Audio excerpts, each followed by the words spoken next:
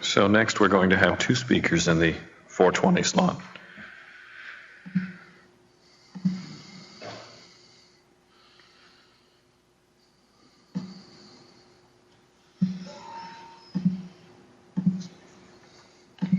One is John Hammond, and the other is Matt Rásó-Barnett. Doing John first? Well, yeah. Does that seem reasonable? Sure. Okay. All right. John Hammond.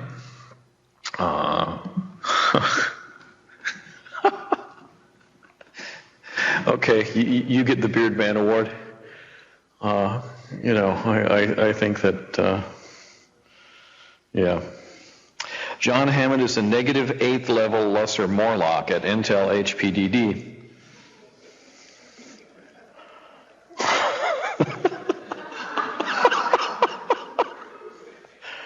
I'm going to read that again. John Hammond is a negative 8th level Lustre. It's got it's got the little R too. Morlock at Intel HPDD. His interests include reviewing, deleting, breaking, and occasionally fixing your code. This is his 6th time speaking at LUG. Ladies and gentlemen, presenting John Hammond.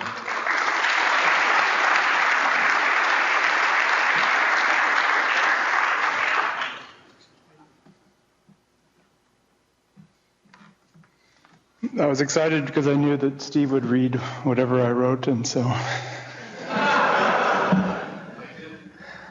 I've hijacked my half of a slot a little bit. I know in the program it said that this would be about Lemur, but I'm going to talk about where we are with HSM more generally.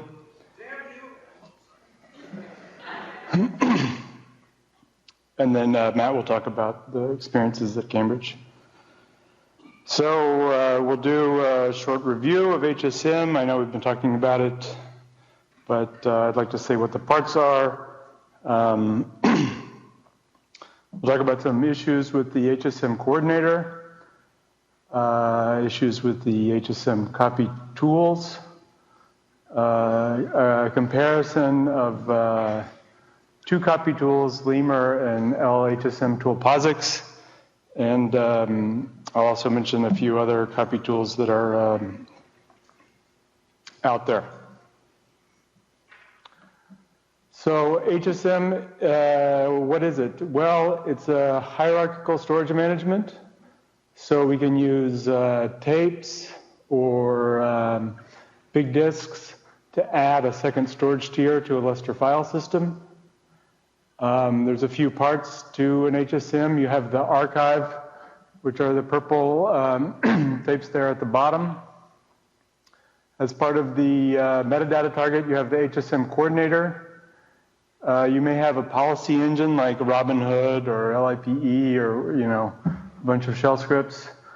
You have the HSM agents. These are nodes where the copy tools run. They mount the Lustre file system on one hand and the tape archive on the other. So the verbs in HSM are archive, release, restore, and a few others. So archive is taking a Lustre file and copying it to tape, say. And then it stays in the Lustre file system, but you also have a copy on tape. Releases the blocks that are occupied in Lustre, and you just have the blocks that are on tape. And restore is the reverse of archive, so you copy from tape back to Lustre. So archive is usually happening because the policy engine is telling it to. Release is also usually driven by the policy engine. It might be driven by command line tools. And then restore, it could be triggered explicitly through CLI because you know that you're going to need these files, or implicitly when a process tries to access a released file, it will automatically trigger a restore. The process, any attempts to access the file will block until the restore completes. The data comes from the tape back to Lustre, and then the process resumes. So it's, besides the time spent waiting, it's transparent to the application.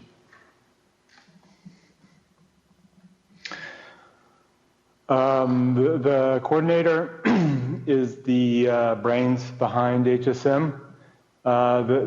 It's part of the MDT. The code is inside the MDT Lustre kernel module.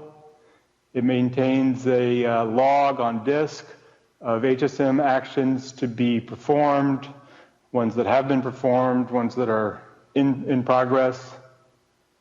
It manages layout locking. So this is what makes the process that wants to access a released file block. These are LDLM locks. It talks to all the copy tools, so it manages which copy tools are registered, and it sends the HSM actions, archive, restore to the copy tools, and it receives responses from the copy tools in the form of progress RPCs.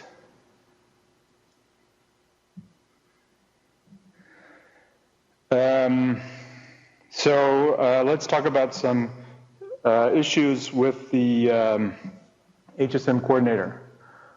The first issue, and really I think the most painful issue for HSM deployments right now, is just that we're using the wrong algorithms and data structures. So the action log on disk is just accessed in a linear way. So whenever we submit a new action, it can take a long time when the log is already large. And a large log might be 1 million actions on disk. So when we add a new action, we want to archive a new file. We start out by doing on the MDT a linear scan of the log for an existing compatible action. Has the file already been, has there already been an archive request for the file? And I think this is taking minutes in some cases. So this needs to be addressed. I think there's a few ways to go about it. Probably there needs to be some in-memory hashing in front of the log, which is relatively easy. And we also need to use a better data structure than a log, something like a DT index. And I think this is a bit more work. You see some benefit from the in-memory hash, and then you probably see some more benefit after that if you, in addition, use an index instead of a log. Updating an existing action record is also based on a linear scan of the log. We have a partial fix for this in 2.10 by caching the action record locations. The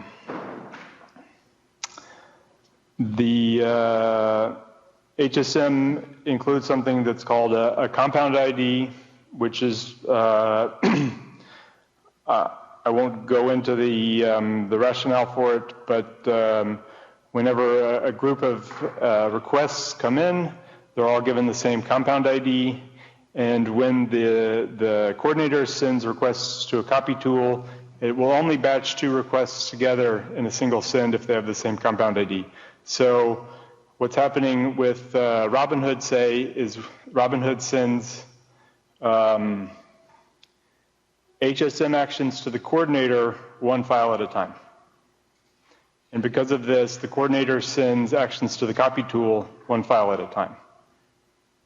So we could be sending, 32 at a time, and then dispatching 32 at a time, and reducing RPC round trips,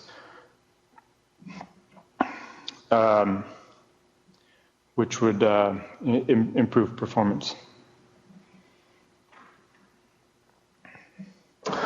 Issue 2, there's a heavy reliance on LDLM locking to maintain the consistency of the HSM state of an object, and we don't actually use it in a very consistent way. So it's an LDLM lock is a cluster-wide global lock This could be replaced with a local mutex if chosen correctly, and that would be a huge performance win because we would avoid interactions between HSM state and things like extended attribute caching. So modifying the HSM, there's no conceptual reason that modifying the HSM state of a file should invalidate the extended attribute caches of the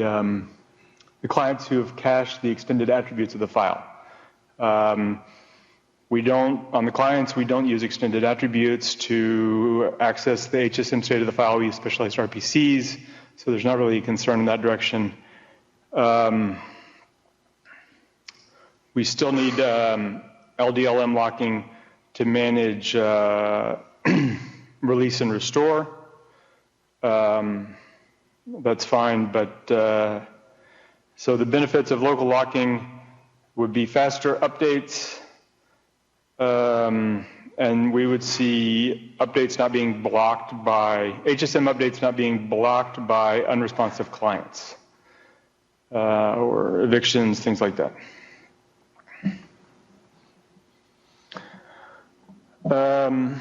So here's a list of issues. I think they're from Intel, Cray, and maybe CEA, of where we are in the issues that I've just mentioned. So we see a lot of these are actually already landed into 2.10, and there's some that are still in progress. I think the picture is even better since this slide was written.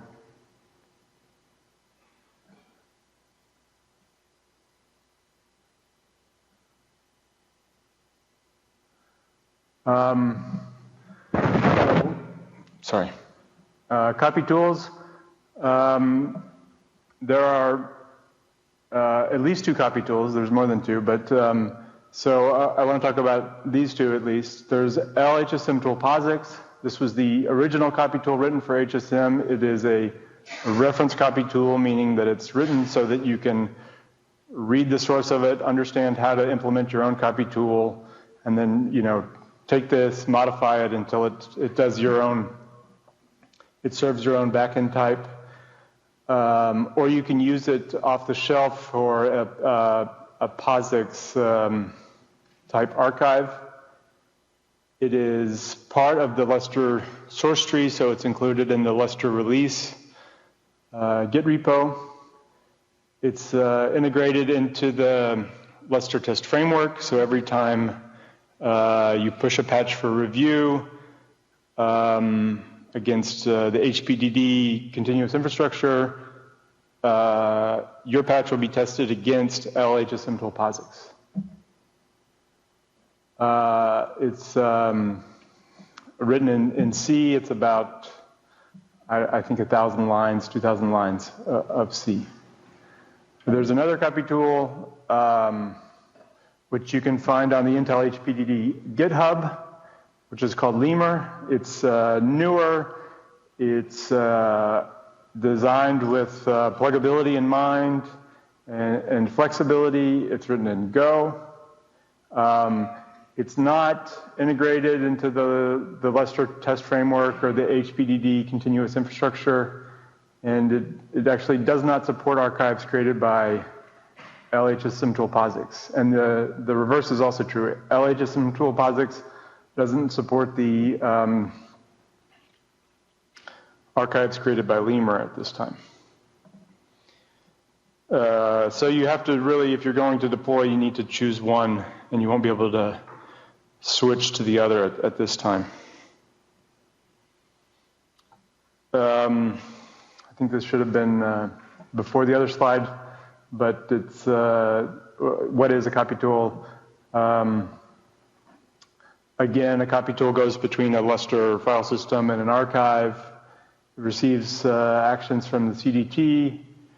It moves data between, it copies data between the Lustre file system and the archive. And you can write your own. So using the LHSM tool POSIX as a reference implementation, You can write your own POSIX, you can write your own copy tool. Robinhood v3 includes a copy tool, or the shell of a copy tool, called LHSM tool command. And Stanford has used this to create a copy tool that uses Google Drive. So if you go to the, I'm sorry I don't have links in the deck, but if you go to the Stanford-RC GitHub, then you can see how to connect the two, and they have a very nice write-up.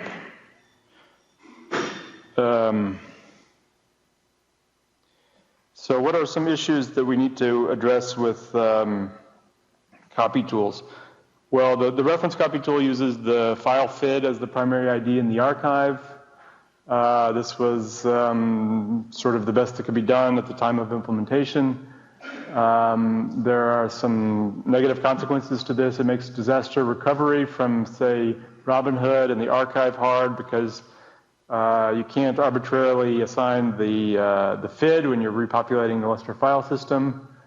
It makes HSM import require a rename in the archive, which may be very slow. It's incompatible with MTT file migration.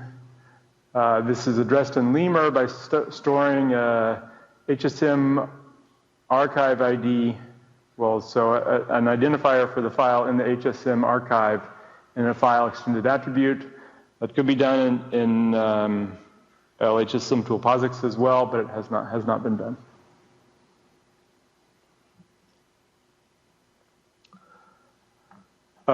Briefly, another issue is the use of KUC. This is an inflexible message format. It doesn't have the extensibility of the Lustre RPC channel. It's a bit complicated, and I think it doesn't have very good error recovery semantics. This issue affects every copy tool that exists at this point. Flow control, I think Henri mentioned as being a problem more generally in HSM. It's definitely a problem for copy tools. LHSM tool POSIX will just start a new thread for each request that it gets, and just run away if you let it. So in summary, we have actually many stability improvements from 2.9, stability and scalability improvements from 2.9 to 2.10. We have more in the works for a 2.10x. We have a lot to think about in terms of how to get better performance in terms of the coordinator. And Lemur is available for community evaluation, and we welcome your input on it. So I think I'll give it to Matt, and then maybe take questions after.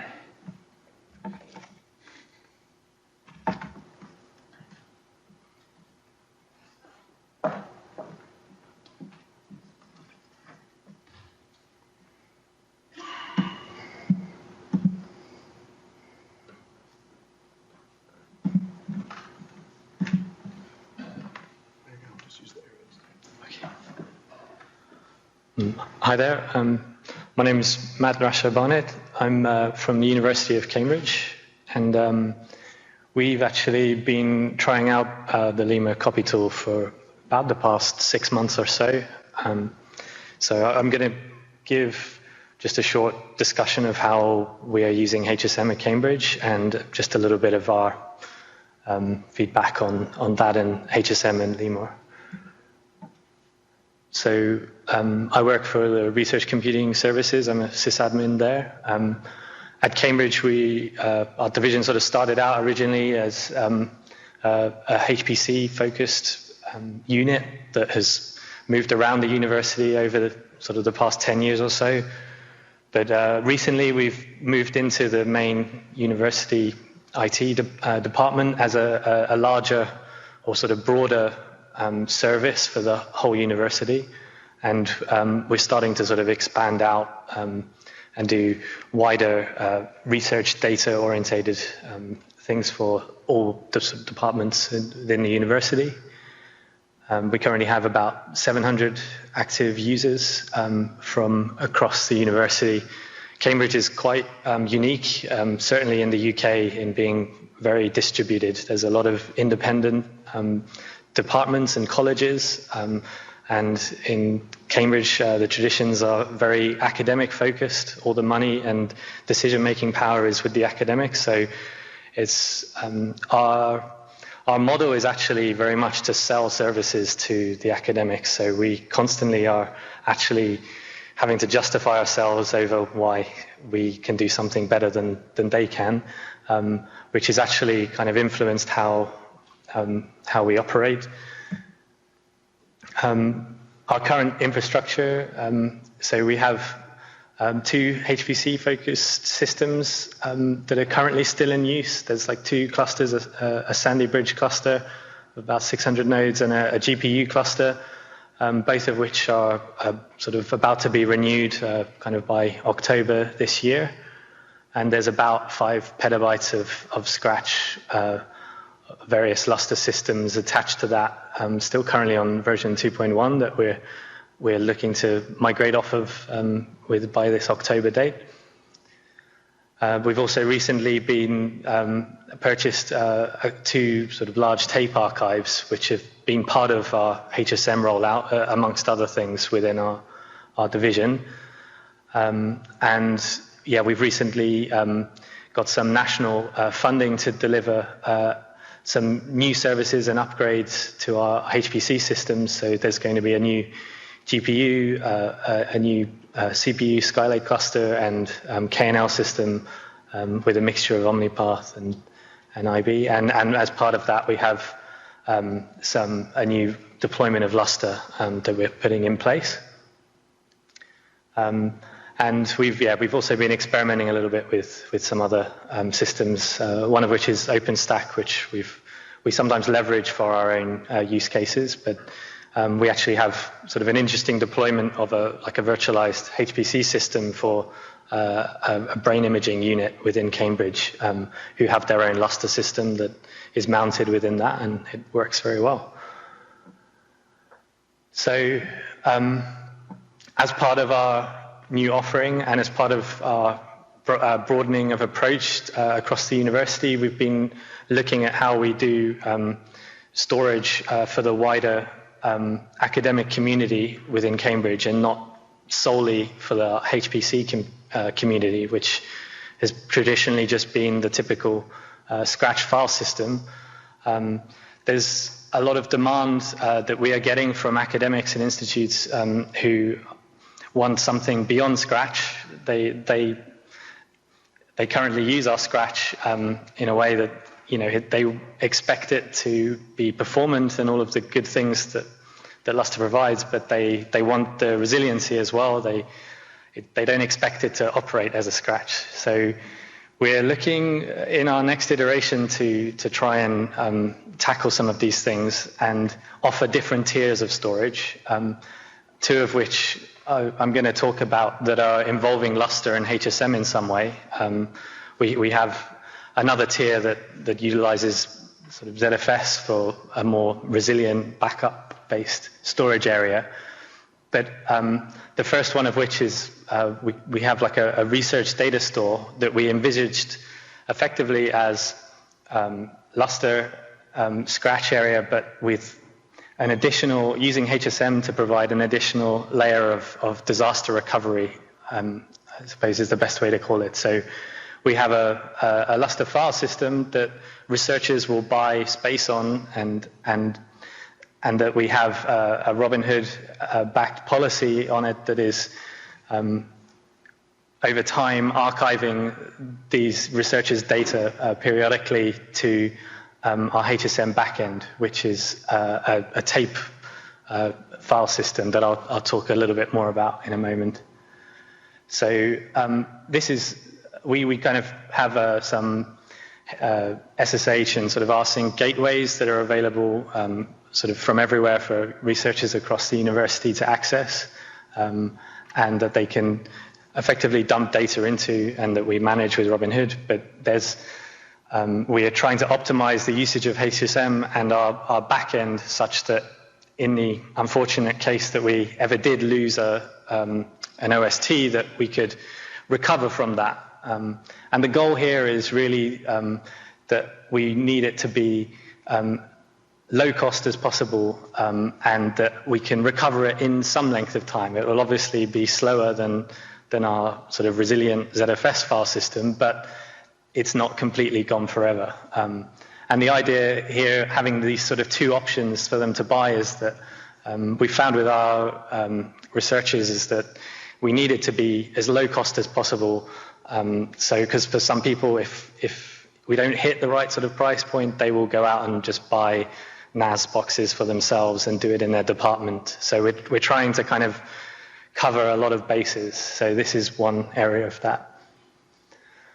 And the other sort of product that we've been trying to roll out is more of a cold storage area. So again, we're basing this on Lustre and HSM, but here we kind of aggressively will release the data from Lustre. So Lustre is more of just the cache that data is originally put into, and it provides the namespace, and we have Robinhood and the quotering and accounting to control the users and what they're putting in there, but the data gets moved off onto the HSM backend quickly.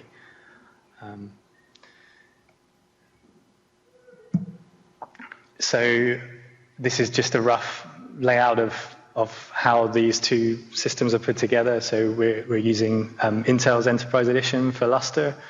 We're using the new Robinhood version 3, and we're using Intel's Lemur copy tool for the copy agents.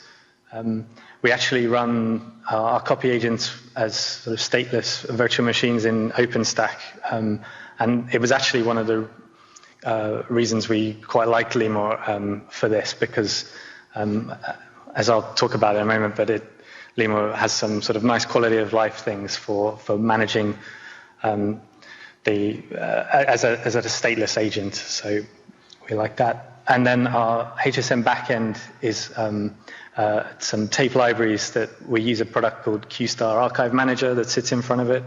And that works. It handles all the interfacing with the tape library, and it also has its own disk cache that together it presents a Fuse POSIX file system that we then NFS export to the copy agents. So that's why we're using the POSIX backend or the POSIX data mover for Lemur onto these NFS exports. And I mean, I've included a slide of the hardware setup that we use, but I won't talk too much about that. So our experiences with Lemur have been really positive. We initially started out testing it with the LHSM tool POSIX, and I mean, at the same time we were kind of taking our first steps with HSM. So we kind of ran into a number of issues, a few stability things, not necessarily to do with LHSM tool POSIX, some to do with the coordinator, some kind of fairly famous, I think, or infamous kind of issues, such as playing around dynamically with the size of the max requests parameter in HSM, that I think a number of other people or have told me about the not to do, that I know now. But yeah, we initially were reached out to by Intel about that they were working on Lemur, and we switched over to that in about October last year. And it's included a number of things that have made our lives a bit easier. It's multi-threaded, and we've been able to kind of tune it to maximize our throughput to our backend, such that we can saturate the bandwidth of our HSM backend. So we've been very happy with its performance, and it's felt a bit more stable in terms of kind of stopping, restarting. Sometimes if you have a copy agent that has fallen over, kind of restarting it and that being noted by the coordinator and restarting again. Lots of little things like that we've sort of felt that Lemur works very well with. And yes, it's kind of felt to us that it can handle kind of a higher job throughput than the LHSM tool POSIX. So we've been able to kind of bump up our value for the max request setting in the coordinator, and it's been been able to churn through jobs very quickly for us. And lastly, it has it's sort of managed as a single systemd unit. It manages the Lustre mount points for you as well, which is just a nice little thing. It kind of helps again with our aim that we wanted our copy agents to be completely sort of stateless and easy to quickly spin up and down in OpenStack. So yeah, our experiences with Lemur have been very positive. It has required some changes to Lemur in order to better integrate with Robinhood over the months that we've been using it. It does now, since version 0.5, it now has compatibility with Robinhood version 3. So the HSM UUID that John was just talking about, it does get stored in Robinhood's database now. So you can archive and restore files perfectly as you would with any other copy tool. There's a few remaining things that I think we would like to work with the Robinhood developers and Intel maybe over the next few months if we can finish off to get Lemur completely integrated with Robinhood, such as for particularly with removal, HSM remove jobs, and the Robinhood's kind of delayed removal or the recovery, the undelete functionality, both of which don't currently quite work with Lemur. So there's a little bit of work to do there. But yeah, we've kind of developed some simplistic scripts that work around this, so it hasn't been a major issue for us at the moment. And there's lastly some really interesting features that are kind of being implemented in Lemur sort of as an experiment at the moment that we're not using in production, but we're very interested in, such as it can do sort of in-flight compression of the data before it's sent to the backend, and also doing a checksum of the data, which could, with some work, it could be integrated to then store that checksum in Robinhood, which would be a very kind of efficient way of doing that because it's already, got the file read, and it would be the perfect time to do that checksum and store that in a database. So yeah, we're really positive and looking forward to see how this develops and if we can help. So yeah, we're still in the early days of using HSM for these two file systems. We've only got sort of a few hundred terabytes or so in across the file systems. We've been trying it out on a few other experimental sort of file systems that we have, some of which have a lot more files in them, and we've found that some of the issues that John was talking about with the scalability of the coordinator dealing with large archives has been sort of one of the issues that we've encountered there. So I think that's one of the main issues that we run into right now. We've kind of had to keep an eye a lot on the coordinator queue size and ensure that we're not pushing in too many jobs at a time, particularly with the kind of policies that we're running on these file systems. We can, if a user uploads a large amount of files, then we need to kind of stagger that, otherwise the queue can grow too large and slow everything down. So I've kind of noted some of these tickets in here, but I mean, from actually listening to a lot of the talks from both today and yesterday, I think a lot of these have already been picked up by the developers and other sites. So I won't go into them too much here. I think lastly, I think this issue of kind of playing around with the value of max requests is something that we're quite interested in. So I think it's been mentioned before that, if you kind of reduce this value while it's running, it can cause the the number of HSM active requests to balloon out of control. But also with the way that we are using these stateless kind of copy agents, we originally envisaged the idea that we could kind of spin these up and down on demand. So one of our sort of wish list items would be whether this could be more of a dynamic tunable in future, such that maybe the HSM agents could actually inform the coordinator more of how much work that they would be able to accept, so that you could just kind of turn on a number of copy tools if you saw the backlog of queue actions growing large, and allow that to be more dynamic. And also, I suppose another issue that was mentioned in the previous talk about having kind of a more of a quality of service on the queue. So we've also run into this issue where if you have a large amount of archives or restores in the queue, that kind of blocking other operations that you might deem to be more high priority. So I'm aware of the patch that's there for that, and I think we would like to try that out shortly. But also for our kind of cold store type service where we actually envisage the users to be the ones who would be submitting most of the restores and not have it driven by a policy engine, it kind of occurs to me that having the coordinator queue something that we're able to manipulate a bit more and have maybe even more complex quality of service there, such that one user cannot perhaps block the HSM action active requests with all of their restores and stopping anyone else, any other users from having their own restores perhaps serviced would be, perhaps an extension of that, that maybe would be an interesting idea to see. And yeah, that's everything. Thank you.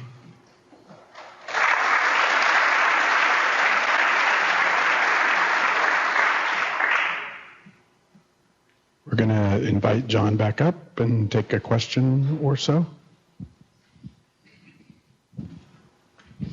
Any questions?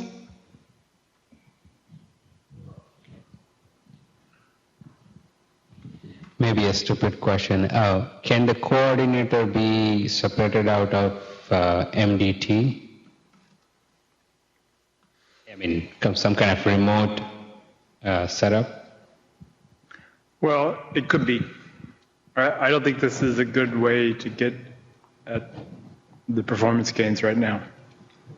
I mean, yes, there would have to be some part of it left behind, some hooks to manage layout locking. It's something that's been talked about and considered. It's not my favorite idea right now.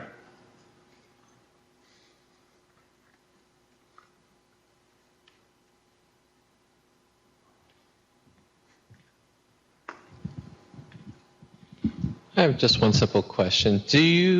Has anyone working on a HPSSS interface to Lemur? I don't know of it. Okay, thank you.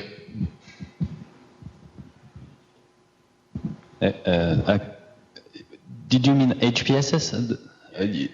So for Lemur, I don't know, but there is an HPSS copy tool available. We developed one, so it's open source. If you have an HPSS license, of course.